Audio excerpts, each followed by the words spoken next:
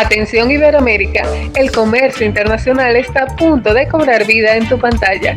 Bienvenidos a Perfil Aduanero, el podcast donde la pasión por las aduanas y el comercio exterior se convierte en un viaje único explorando los secretos, las tendencias y las oportunidades que conectan nuestro mundo. Conducido por quien les habla, Joana Frías, vamos a descubrir juntos lo que realmente impulsa el comercio global.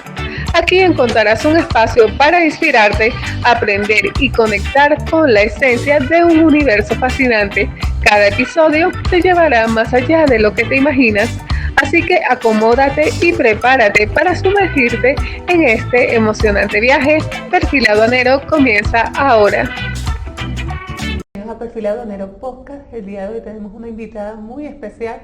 Nos acompaña Yelixa Suárez, que es abogada especialista en Derecho Marítimo y Comercio Internacional, es árbitro de la Cámara Internacional de Comercio y profesora en varias universidades.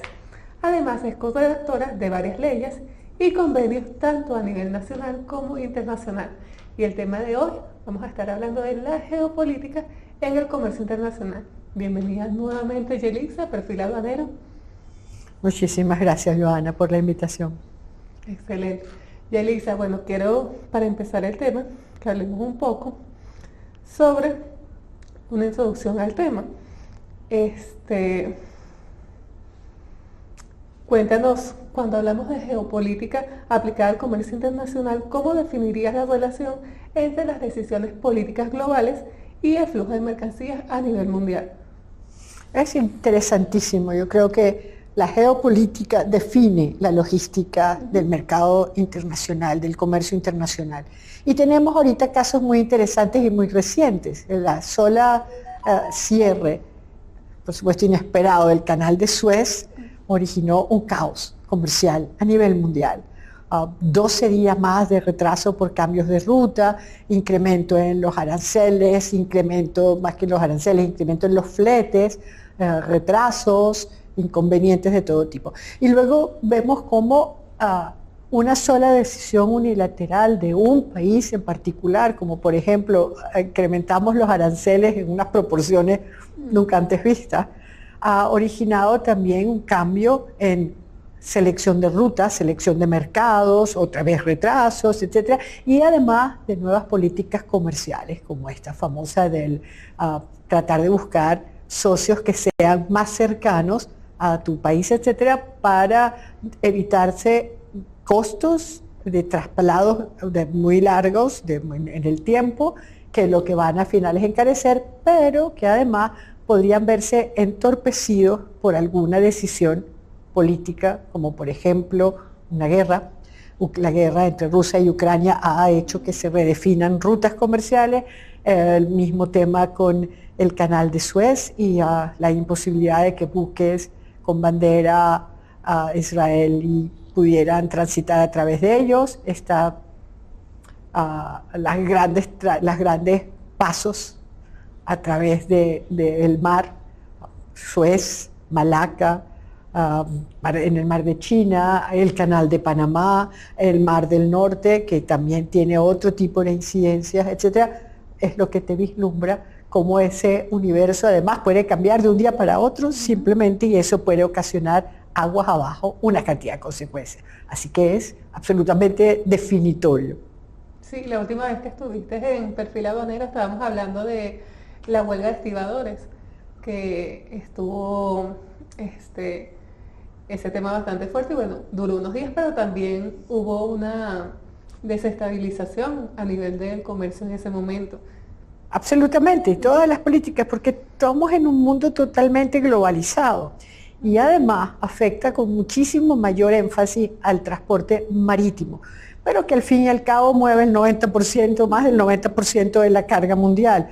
En aviones, en la carga aérea se afecta un poco menos, pero igual también se afecta menos en cuanto al tiempo. Eventualmente desviar y no pasar por el espacio aéreo de un país que está en guerra con otro, te alterará el rumbo unas 2 horas, 3 horas. En el caso del canal de Suez fueron hasta 12 días, ¿no? Entonces hay que tenerlo en cuenta y hay que estudiarlo y hay que estar pendiente. Qué sé yo, aspectos culturales, por ejemplo, cómo incrementa el flete el año nuevo chino en febrero, porque se paraliza durante mucho tiempo la actividad comercial y eso también incide que en un momento determinado, bueno, una pandemia o normas específicas, normas fitosanitarias, eso también te lo va a alterar y son todas decisiones políticas. Mercado, aranceles, aquí tenemos cerca a una gran experta, al tema arancelario también van a definir el transporte, así que son reglas de un juego que además es un mundo maravilloso. En ese tema, bueno, en los últimos años hemos visto la reconfiguración de alianzas y tensiones también comerciales. ¿Qué factores consideras tú que están moldeando esta nueva arquitectura del comercio mundial? Lo que pasa es que tenemos ahora unos jugadores extraordinarios. Cuando hablamos de China, por ejemplo, y la ruta de la seda y la franja, estamos hablando de un jugador de grandes ligas que está cambiando el panorama a nivel mundial. Ya la construcción y entrada en funcionamiento del puerto de Chancay, por lo menos, para traer de Chancay en Perú, es algo impresionante. Esta mañana escuchábamos como una empresa local, para hablar del mercado venezolano, ya empieza a planificar casilleros directo China-Venezuela o España-Venezuela sin pasar por los Estados Unidos, que eso significa que vamos a obviar los aranceles que están imponiendo, etcétera. Se buscan nuevos mercados, nuevas rutas, nuevos socios, es importantísimo, y esto, bueno, conduce a un mercado más global de lo que ya era global. Pero ojo, porque también no podemos, mientras más individuales, más universales somos. Okay. Yelixa, desde tu experiencia, ¿cómo inciden los bloques económicos y las alianzas estratégicas como el BRICS o la Unión Europea en el equilibrio del comercio internacional?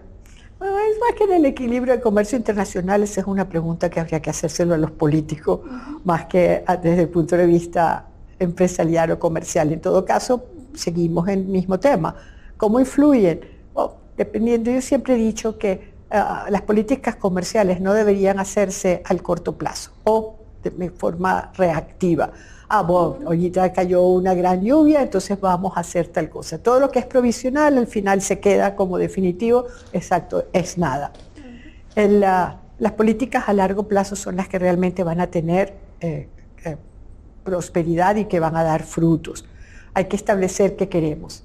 Y lo que tenemos es que ver, al menos en nuestro país, nuestra posición geográfica nos brinda oportunidades extraordinarias para carga feeder, por ejemplo, estos grandes contenedores que pasan 24.000 TEUs, no pueden viajar hacia el sur del continente, etcétera. Entonces, bueno, la carga feeder sería un mecanismo extraordinario. Sí hay cosas buenas, se están haciendo los primeros pasos, acaba de salir con la resolución, la ventanilla única marítima, es un trabajo que se ha venido haciendo desde hace 2 años y se ha trabajado el sector privado asesorado un poco en la medida que nos han invitado y es bueno. Yeli, bueno, seguimos con una pregunta ya más enfocada hacia los escenarios de inteligencia artificial que estamos viendo a nivel internacional. Me gustaría que nos comentaras un poco dónde la inteligencia artificial, la automatización y la trazabilidad digital transforman la logística en el tema marítimo. Bueno, eso es un tema fascinante y ahorita más todavía. Yo para hacerlo más ilustrativo, yo siempre cuento la anécdota de que por curiosa soy, en la ciudad X me monté en un taxi no tripulado, ¿no? Llegó en mi taxi, se pide, se ordena, llega, abres la puerta, entra y no hay chofer. Y hay una voz que te va diciendo, bueno, siéntese, bienvenida, que hay una soda, etcétera. Nos dirigimos ya a nuestro destino, faltará tanto. Y yo veo así, decía Dios, con lo que a mí me gusta hablar con el taxista, bueno, aquí no hay nadie consigo, pero mi corazón, cuando llegue a la esquina, y si no se para, si no se detiene, o si se cruza a alguien, ¿se parará o no? En efecto, fue extraordinario, se paraba donde tenía que pararse, ya llegamos a destino. Creo que no lo vuelvo a hacer por ahora un tiempo, pero eso es una anécdota para ejemplarizar lo que son los buques no tripulados. Y es la tendencia. Ya no es ciencia ficción, ya están operando algunos de ellos. No es solamente los que tienen energía solar, etcétera, no tripulados. Y hay uno que está operando que me encanta, pues está en la bahía de Tallinn y van de un extremo a otro, llevando pasajeros y no hay ninguna persona. De hecho, se manejan desde una oficina que está a miles de millas de distancia, cientos de millas de distancia, y pueden estar un operador con una consola manejando 4 o 5 buques. Pero además yo decía, ay, ¿y si se daña? Si se queda sin combustible, etcétera, tiene sus mecanismos y lo repara. Eso ya es un hecho. Entonces, si ya tenemos buques no tripulados o que se manejan desde distancia, control, ¿cuál es el límite? Cielo es el límite. Esto está cada día está mucho más adelantado, más avance, y lo que hoy es tecnología de punta, mañana ya está obsoleta. ¿Tenemos que actualizarnos? Sí, absolutamente. También bromeaba con esto, y si a estos buques no tripulados llega uno al puerto del Guamache, y yo me imagino la pelea, tirar cabo y no hay nadie, pues del barco no hay nadie. Es una forma jocosa de decirlo, pero que en el fondo tenemos que adaptarnos a ello. Por otro lado, cuando uno recuerda, Malcolm McLean diseña y idea el contenedor, estamos hablando de poco más de 60 años. Y el contenedor cambió absolutamente toda la forma de transporte, el transporte marítimo, modernizó y cambió la fase de todos los puertos porque nos adaptamos a ello. O sea, ahorita nos vemos el contenedor como algo tan normal, pero hace 60 años no lo era. Entonces también está a nivel de los puertos la transformación, la digitalización, llegar a Hamburgo y ver, entre otros muchos, pero ver cómo el buque se descarga prácticamente solo. La grúa lo pone en este redil y va en carruchas carruchas, por decirlo de una manera que solo nos entienden los venezolanos, va en unos pequeños carros, está totalmente automatizado y llega directo y se coloca en un lugar. O sea, estamos ya en esos niveles. ¿Qué logramos con eso? Abaratar costos, reducir los tiempos, optimizar el servicio, y eso se aplica en cualquier otro, en el nuestro muchísimo más. Sí. Y Elisa, bueno, ¿qué papel juegan las economías emergentes en esta nueva dinámica global? Estamos ante un proceso de reequilibrio y bueno, simplemente cómo se está manejando esta redistribución. Volvemos al tema de la geopolítica.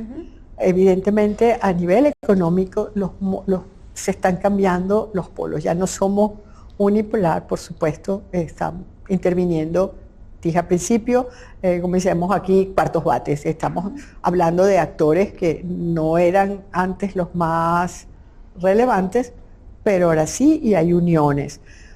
Ese tu mejor amigo, ¿quién puede ser? En el caso de China ha emergido como una verdadera potencia. Dicen que ya es la primera economía a nivel mundial, por encima de los Estados Unidos. Entonces hay que ver cómo se mantienen las relaciones entre otros, porque eso va a incidir. Cuando hablamos del tema de los aranceles o de prohibiciones fitosanitarias, etcétera, ¿qué tenemos que hacer? Bueno, por lo pronto es obvio que cualquier comerciante no puede tener un solo mercado, no podemos limitarnos a un solo mercado, tenemos que abrirnos a tener más proveedores y más mercados finales para que nos compren nuestro producto. ¿Qué es lo que hacemos normalmente? Bueno, pues buscamos primero los más cercanos, siempre y cuando sea un mercado bien atractivo, porque con eso nos evitamos problemas en un traslado mucho más largo. Volvemos. Panamá estuvo hasta hace poco, por el tema de la sequía, estuvo con unos retrasos impresionantes de 2 y 3 días, además que aumentan los costos. El Evergreen, cuando queda atrapado en el canal de Suez, ya lo hablamos al principio, 12 días. Hormuz, que maneja por el estrecho Hormuz, pasa casi todo el petróleo de Oriente Medio, también se responde a si van a tener buenas o malas relaciones entre los países cercanos o los que quieren circular. Por eso fue toda la historia con el canal de Suez en su momento, Francia, Inglaterra, etcétera, que ya historia que conocemos que es fascinante.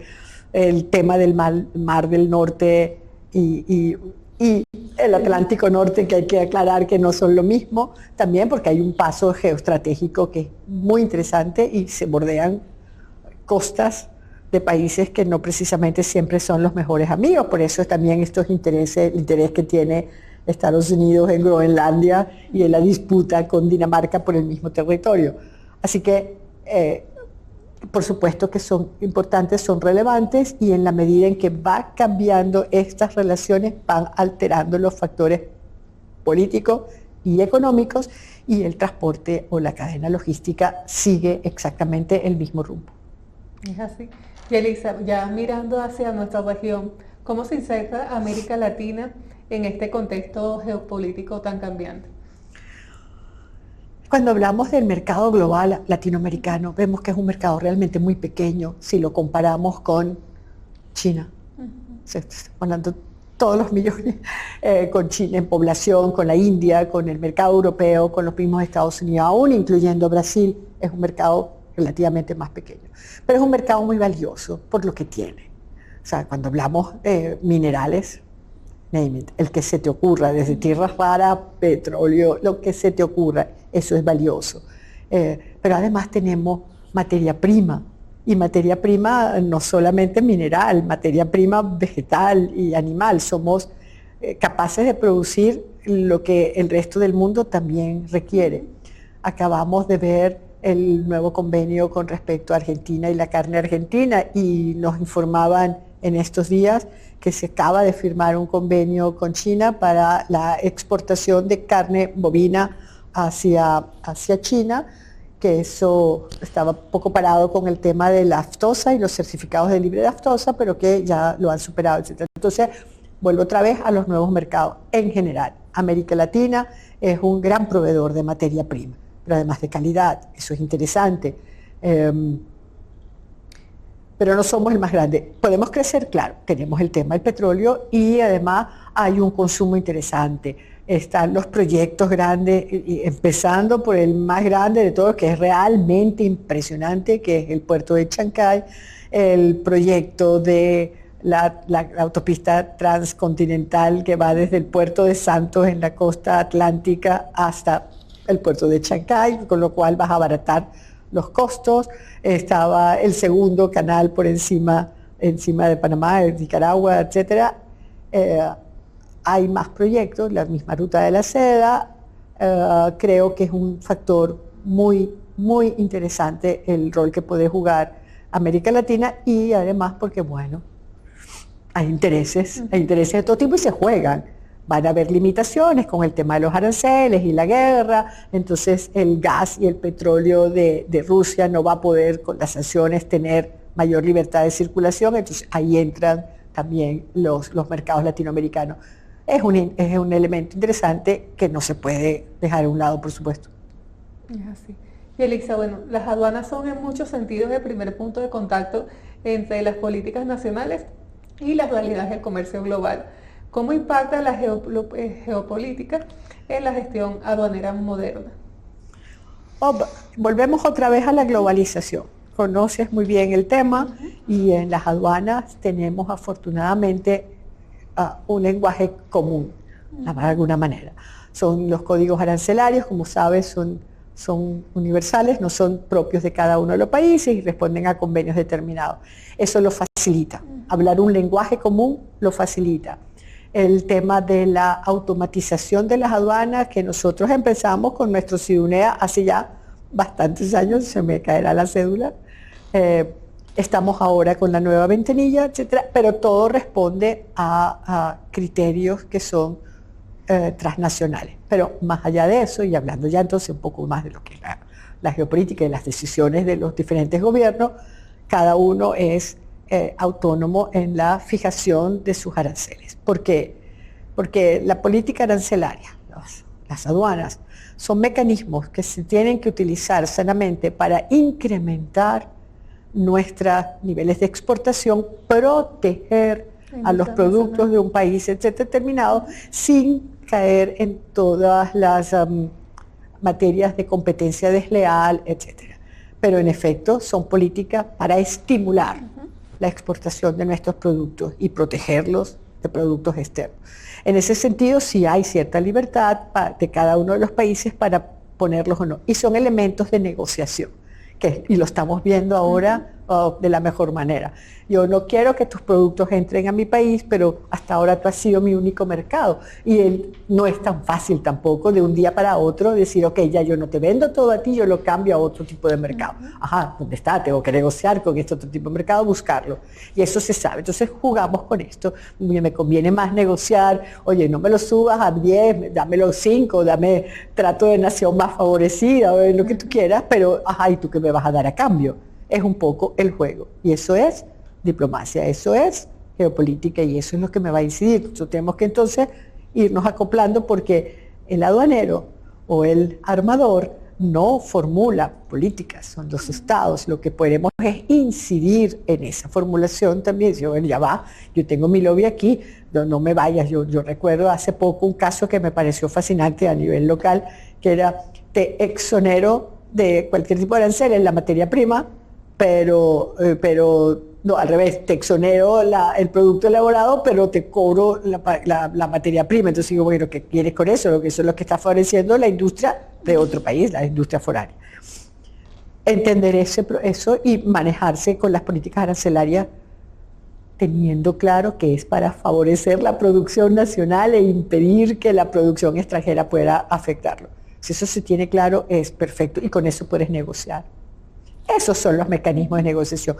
Por eso los acuerdos de protección recíproca de inversiones, por eso los acuerdos que hay en términos para evitar la doble tributación, que es lo que buscan, es precisamente no pisarse a cada uno la cuerda uno con el otro y tratar de promover nuevos mercados, nuevas alianzas.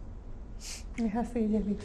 Bueno, también nos gustaría que nos comentaras qué desafíos enfrentan los profesionales del comercio internacional frente a este entorno global cada vez más condicionado por los temas de la geopolítica y bueno, las medidas de proteccionismo.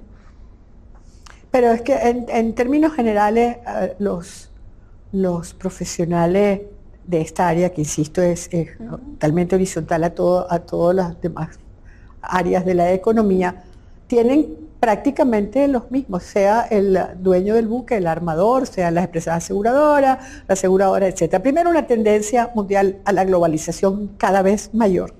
Segundo, bueno, yo siempre lo he dicho, el idioma inglés es importantísimo.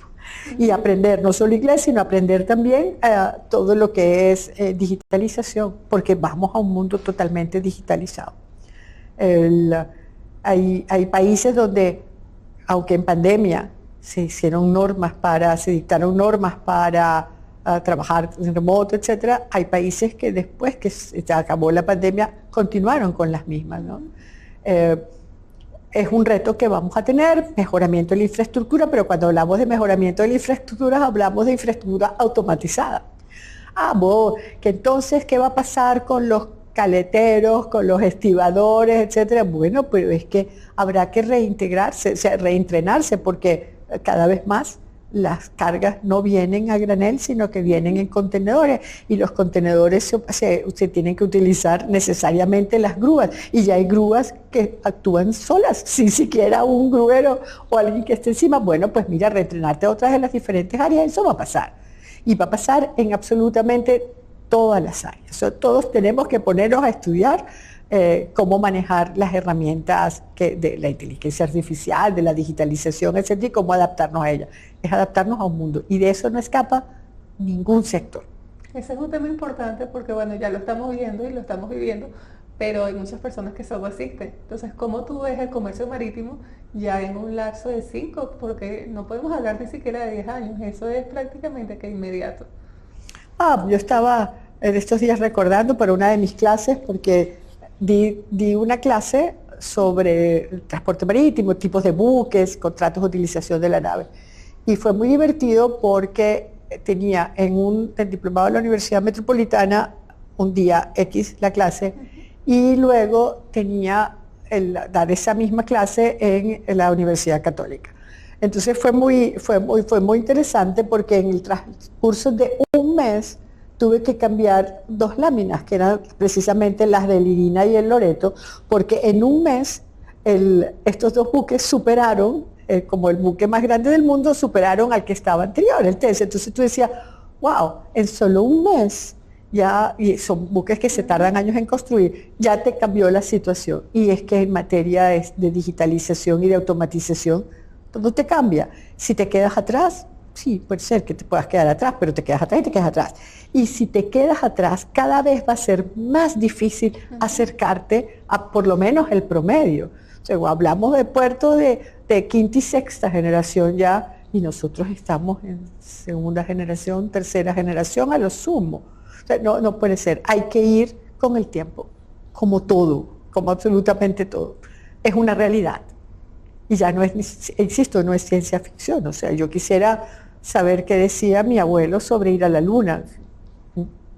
Estás loca. Y era mi abuelo, no estoy hablando de la época medieval, etcétera, ¿no? O sea, que ya es cosas que para muchos... Yo acabo de ir a un museo sobre informática y telecomunicaciones y vi que mi primer teléfono celular ya estaba allí en el museo.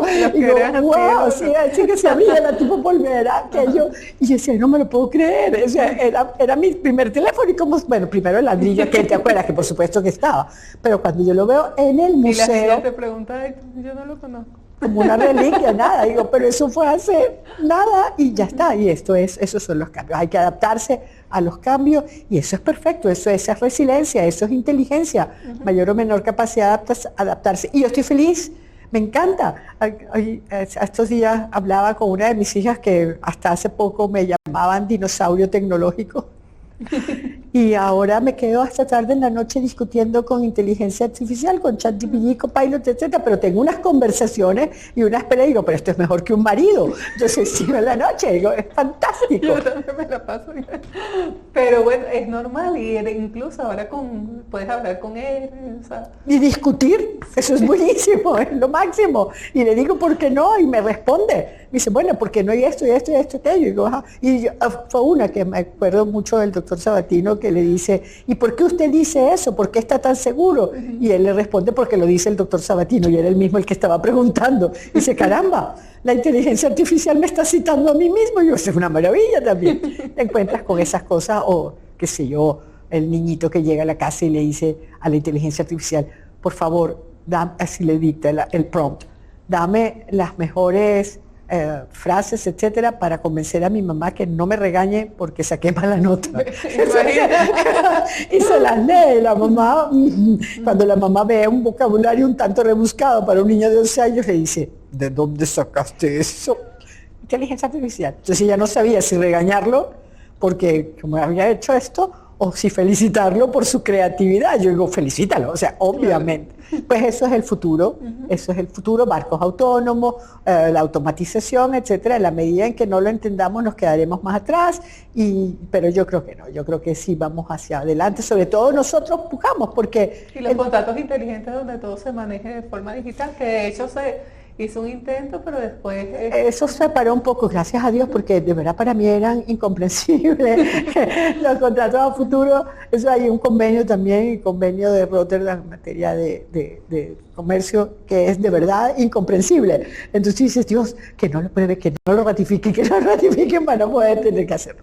Pero vamos hacia allá. Y aunque en materia marítima es divertidísimo, porque tenemos normas que datan del consulado del mar, etcétera, porque la actividad marítima, ahora la hacemos en buques autónomos, pero recordemos cuando se hacían en buques de madera, como vino Colón, como Magallanes y Sebastián Elcano hicieron la primera circunvalación al mundo en unos barquitos que tú dices, y se quejan ahora, pero pasaron Cabo de la Buena Esperanza y el estrecho Magallanes, que es malo, muy mala mar, muy peligrosa, y ahí lo pasaron.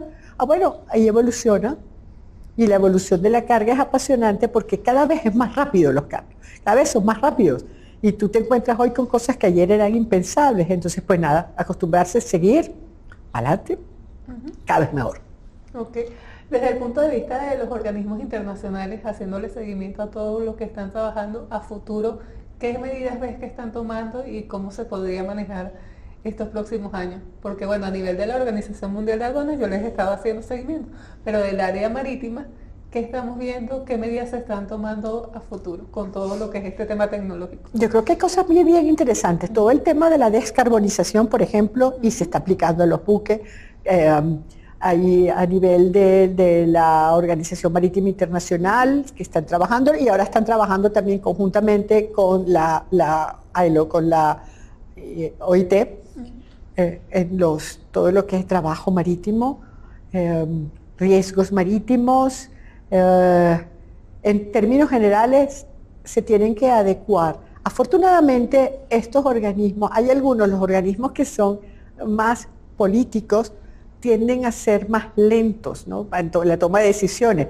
Estamos hablando de ponerse de acuerdo casi 200 países, 185, 196 países con intereses totalmente diferentes en algunos casos, así que es bien interesante las discusiones. Formar parte de estas discusiones a mí me apasiona, porque ves los puntos de vista y cada uno puede que tenga parte de razón, etcétera, pero vamos hacia un interés común, vamos a mejorarlo. Entonces vemos la repatriación, cómo la tratan, las limitaciones de responsabilidad, o sea que son convenios que han venido regulando el sector y lo que tenemos es que irlo adecuando a nuevas tecnologías y bueno, y adelante saldrán algunos nuevos. Este convenio que se trabaja en la OIT ahorita, hay dos que me parecen increíbles. Uno es sobre la cadena de suministro precisamente, no solo transporte, y el otro es los riesgos biológicos que también afectan mucho tanto el trabajo a bordo como el trabajo en términos generales. Entonces sí creo que se está trabajando en ello, a lo mejor un poco más lento, pero es que estamos hablando de tecnología y en materia de tecnología esto va a pasos aceleradísimos, pero en la medida que lo comprendamos sí, pero tenemos que hacerlo, porque los buques son de una empresa que está en un país determinado, pero opera en muchas otras, o sea, es el mundo completo, no puedes estar tú quedándote al margen y pretendiendo poder acceder a ellos, así que como decía mi abuela, bríncate caramba, o sea, no hay manera de librarte de ir hacia una automatización, digitalización, modernización en términos generales. La sola forma de comunicarse, como tú puedes dar los avisos de un buque al armador, etcétera, lo haces, antes había que esperar llegar a puerto. Ahora no, ahora es totalmente digitalizado. Pues bueno, eso, y informas la ubicación satelital para evitar riesgos, etcétera, esos son ventajas. Yo quiero ver esto siempre como las ventajas que te da y no, sí, reticencia al cambio. Claro que la habrá, siempre la habrá. Es mucho más fácil porque tienes que salir de tu zona de confort, pero tienes que hacerlo. Además, es tremendamente más interesante. Quedarse en la zona de confort es aburrido, entre otras cosas. Sí. Y Elisa, bueno, también me gustaría que comentaras un poquito un tema que tú manejas muchísimo, es el tema de los icoteros. Venimos 2020, hubo la modificación, estamos viendo cambios bastante evidentes y bastante acelerados. ¿Cómo tú ves esa próxima modificación? Afortunadamente serán 30, faltan todavía 4 años. Sí, faltan 4. Yo me acuerdo que cuando yo hice antes del 2020, bueno, cuando estaba saliendo con Marcos Dorado, una ponencia, él me hablaba de que a lo mejor habían cambios en 5 años, no los hay. Pero bueno, ya estamos también cerca y vemos que han habido muchísimas modificaciones. Entonces, ¿cómo tú ves esa modificación del 2030? Se está trabajando ya en ella, por cierto. Ya, bueno, siempre normalmente es así, pero esta vez un poco más acelerado, sí, se había hablado mucho de hacerlo. Pero ahí, vuelvo a lo mismo, la realidad te lleva. Afortunadamente, el tema de los Incoterms es uno de los ejemplos que yo siempre pongo porque cambian cada 10 años. No tienes que estar esperando todo un proceso, como sería la modificación de una ley o no, sino que lo vas adecuando a las situaciones. Cuando salieron el grupo D, ese grupo D salió por la necesidad de adaptarse a lo que era el transporte de hidrocarburos, que era bastante diferente a lo que es la carga general o la carga contenerizada. Entonces, esos vienen a dar respuesta. Sacas a uno porque ya está absolutamente de modé, ya está fuera de uso, entonces lo cambias y lo sustituyes por otro, ¿no? El FAS, etc. Ahí el tema siempre, la discusión con el door to door, dice, bueno, pero ya va, dependiendo de qué extremo lo veas. Si yo te vendo mi mercancía a ti aquí en mi fábrica y tú de ahí te encargas y asumes el riesgo, etcétera, etcétera, yo no estoy haciendo una venta internacional, estoy haciendo una venta local. Así que aplica o no aplica. Esa discusión es interesante, pero en términos generales tienes que adecuarte a precisamente esa automatización, etcétera. ¿Cómo vas a regularlo? Ahora, un buque puede ser en un momento determinado buque, en otro, los nuevos buques, las plataformas para exploración petrolera, que es un tema que nos apasiona aquí, porque no hay legislación al respecto. Todavía en muchos casos puede ser un buque, en otros casos puede ser una isla o un puerto, etcétera. ¿Cómo se determina la responsabilidad en caso de colisión, etcétera? Bueno, eso habrá que regularlo, y en el caso de los buques y con los Incoterms, no es lo mismo el tema de la responsabilidad, etcétera, cuando hablamos de un buque totalmente automatizado y sin tripulación con otro tipo de buque. Las vinculaciones y la responsabilidad van a tener que variar y tenemos que adecuarnos. Se está trabajando en ello, por supuesto, porque además ese es el lenguaje que se utiliza para el transporte de carga. O sea, hablamos de Incoterms y ahí ya tenemos todo resuelto. Vuelvo otra vez al lenguaje común. Están bien clasificados y descritos cuáles son los riesgos que asumes tú, que asumo yo, y quién es el responsable, que al final del día es lo que importa porque es el que va a tener que eventualmente resarcir. Creo que es interesante lo que estamos haciéndolo, y sigue el tema del seguro, el reaseguro, que va a cubrir estas responsabilidades. Ok, Yelitza, nos estamos acercando al final y bueno, tú nos tenías preparado lo del Canal de la Mancha, que ella quería hablar desde el principio. Coméntanos un poco entonces de dónde viene el nombre del Canal de la Mancha. Ay, qué cómica. Fue un chiste fuera de cámara, como dicen. Están estos canales que son bien interesantes, son los canales de navegación que hay, que circunscriben todo el globo. El canal de Panamá, ya lo conocemos, es más fácil para nosotros. Suez, que yo siempre digo que la mayoría no sabía dónde quedaba el canal de Suez, y a raíz del Evergreen, del accidente, ya todo el mundo sabe dónde está. Hormuz, China, Malaca, arriba Mar del Norte, y por supuesto el Canal de la Mancha, ¿no?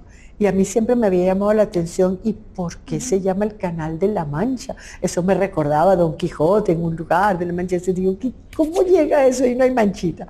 Entonces estuve averiguando, y el Canal de la Mancha, el nombre es de origen francés, y La Manche es la manga, porque la forma del canal es como la forma de una manga de camisa. Pero claro, al traducir al español tomaron manche no como camisa, sino como mancha, y quedó Canal de la Mancha. Claro, Canal de la Manga es la traducción correcta, pero digamos que no iba a sonar tan bonito. El hecho es que se llama Canal de la Mancha, y digo, ajá, ¿y cuántas personas saben eso? Y pasamos por el Canal de la Mancha. Es una ruta sumamente utilizada para el comercio internacional. Es que, bueno, pues nada, esa era la historia. Ok, si quieres compartir algo más que no hayamos tocado. Es fascinante, claro que sí. Vamos hacia un mundo mucho más. Yo no sé si recuerda por la edad a los supersónicos, ¿no? Sí, claro. Bueno, pues los supersónicos no era solo robotina, eran los carros voladores, era la comunicación. Él se comunicaba con su jefe a través de una pantalla. Es como un teléfono de ahora, etcétera, un poco visionarios. Para allá vamos, para un mundo que a mí me parece cada vez más fascinante. Hay que prepararse. Me encanta ver cómo hay muchísima gente joven que se está formando en esta área, porque es un mundo apasionante, es un mundo grande, es el mundo que se te abre por completo. Son barcos, es carga, son puertos, es mercancía, son cadenas de suministro. Tiene que ver, insisto, con absolutamente todo. El futuro creo que es promisorio, cambiante, son retos permanentes, y eso es lo que yo creo que lo hace más interesante. Así que nada, para adelante, y además felicitar, es un mundo, los invito, formen parte de él, porque es todos los días algo diferente, ¿no? Solamente con la codificación arancelaria, cómo clasificas un producto, ¿no? Eso tienes que pensarlo, cómo mejoras un puerto, solo los barcos, los contenedores. Mi mamá decía que me encantaba esta materia porque como era chiquita me encantaba jugar con Lego. Y entonces los contenedores son lo más parecido que hay Legos, y los Legos grandotes. Así que apasionarse con esto. Bueno, tú eres una apasionada, también estás en la misma área. Las mujeres estamos cada día más presentes dentro de este mundo. He visto aquí en Venezuela, que es más difícil, mujeres operando grúas. Y yo digo, qué maravilla. Sí. Bueno, en estos días conocí una mujer que maneja submarinos. O sea, es un mundo que realmente llama y atrapa. en todas de sus áreas, ¿no? Así que los invito a que participen cada vez más en esto y se preocupen, sepan cómo va su carga, para dónde va, cuál es ese otro mercado, cómo puedo averiguar con otros mercados qué podría ser no, y ya eso te permite casi que viajar aunque no te montes en un barco o en un avión. Es así, ahorita hay muchas herramientas, incluso nosotros pusimos en Perfil Aduanero el seguimiento de buques y ellos lo pueden ver por dónde va su mercancía, así que las herramientas están y lo que hay es que consultar. Fascinante. Sí, y bueno, Yelixa, un mensaje también final a todas estas personas con todos estos cambios que estamos viendo, que quizás le da miedo los cambios, que venga la inteligencia artificial como quizás una competencia o que viene a quitarle sus puestos de trabajo. Ese mensaje para a futuro, cómo adaptarse a estas nuevas tendencias actualmente. Estudiar, la inteligencia artificial es una herramienta, ponla a disposición tuya, utilízala. Y tú tienes ahora tiempo para hacer otras cosas. Es cuando llegaron a las casas en los años 40, 50, que llegaron las lavadoras automáticas, la televisión, es que la lavadora, me va a sustituir a mí como lavandera. No, ahora pon a lavar y tú dedícate a otra cosa, a leer, a aprender, a escribir a máquina, lo que tú quieras. O sea, utilizarla como una herramienta a tu favor, entrenarte, aprender, siempre aprender, hay que aprender absolutamente todos los días y ver cómo, hasta como les dije antes, hasta discutir con la inteligencia artificial te divierte y después que discutes con ella quedas totalmente relajada y duermes feliz. O decirle, ayer le dije, búscame por favor, y ya terminemos esta discusión y ponme por favor ahora una música muy agradable que me permita dormir tranquila hasta mañana. Usarla, no tenerle miedo y aprender todos los días. Gracias, Yelixa, por acompañarnos el día de hoy. Y bueno, a todos ustedes nos vemos en el próximo podcast. El miércoles vamos a tener una masterclass muy especial. Vamos a tener a Wansi Sabater desde República Dominicana. Así que los invito a suscribirse a nuestro canal de YouTube y a estar pendientes de todas las actualizaciones. Nos vemos entonces el miércoles con otra masterclass y el jueves con un podcast. Hasta la próxima.